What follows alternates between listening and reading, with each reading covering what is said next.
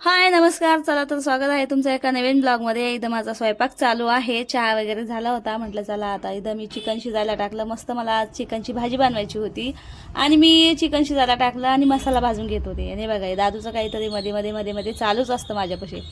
तर म्हटलं चला आता मसाला भाजून घेते. आणि आज व्हिडिओ काही माझा बनला नाही, तर 2-3 दिवसाचा व्हिडिओ होता माझ्याकडे हा. तर म्हटलं चला हेच टाकून देते.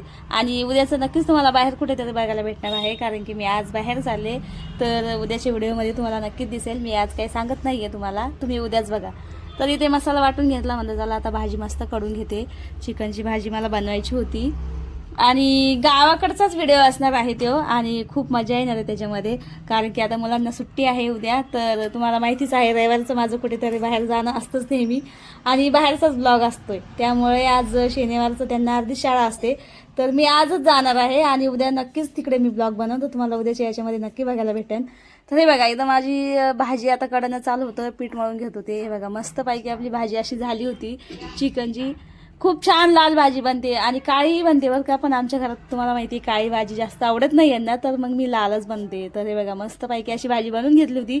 आता राहिल्या होत्या फक्त पोळ्या आणि लगेच जेवण करायचे होते. आणि संध्याकाळचा हा व्हिडिओ आहे. तर इथं माझ्या पोळ्या चालू आहे. म्हटलं चला पटकन आता पोळ्या टाकून घेते आणि लगेच जेवण करायचे होते. तर तुम्हाला व्हिडिओ आवडला असेल तर नक्कीच लाईक आणि सबस्क्राईब करा. पुढच्या व्हिडिओमध्ये आपण भेटूया नक्कीच. काहीतरी नवीन घेऊन येईन अजून. चला मग भेटूया पुढच्या व्हिडिओमध्ये. बाय.